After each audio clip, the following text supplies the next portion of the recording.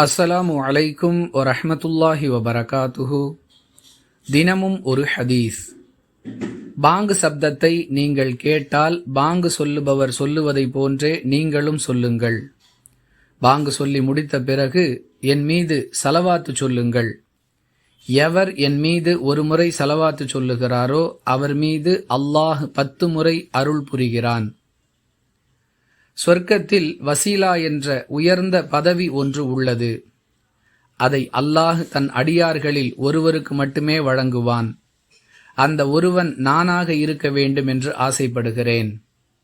எனக்கு அந்த வசீலா என்ற பதவி கிடைப்பதற்காக எவர் பிரார்த்தனை செய்கிறாரோ அவருக்கு என்னுடைய பரிந்துரை மறுமை நாளில் அவசியம் கிடைக்கும் என்று அல்லாஹுவின் தூதர் ஸல்லல்லாஹு அலைஹி வஸல்லம் அவர்கள் கூறியதாக ஜாபிர் இப்னு அப்துல்லாஹ் ரதியல்லாஹு அன்ஹு அவர்கள் அறிவிக்கிறார்கள்.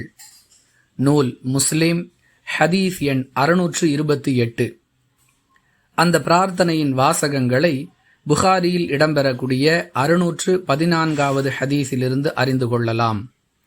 பிரார்த்தனையின் வாசகங்கள்: அல்லாஹும்ம ரப்ப ஹாதிஹி தஅவதி தாம்மா வஸ்ஸலாத்தில் காயிமா ஆதி முஹம்மதனில் வசீலா வல் ஃபலீலா வபஅத்ஹு மகாமம் மஹ்மூதனில்லதி வஅத்தா.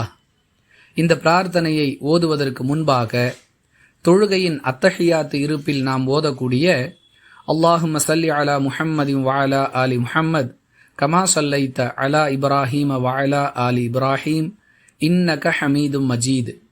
அல்லாஹும்ம பாரிக் அலா முஹம்மதின் வஅலா ஆலி முஹம்மத் கமா பாரக்த அலா இப்ராஹீம வஅலா ஆலி இப்ராஹீம் இன்னக ஹமீதும் மஜீத் என்ற இந்த சலவாத்தை ஓதிய பிறகு அல்லாஹும்ம ரப்பா என்று துவங்கக்கூடிய அந்த துஆவை ஓதிக்கொள்ள வேண்டும்.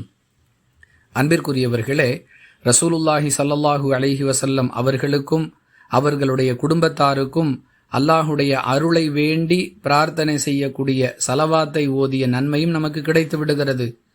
மறுமையில் நபிகளாருக்கு வசீலா என்ற பதவியை கொடுக்குமாறு அல்லாஹ்விடம் பிரார்த்தனை செய்த அந்த நன்மையையும் பெற்றுக்கொள்கிறோம்.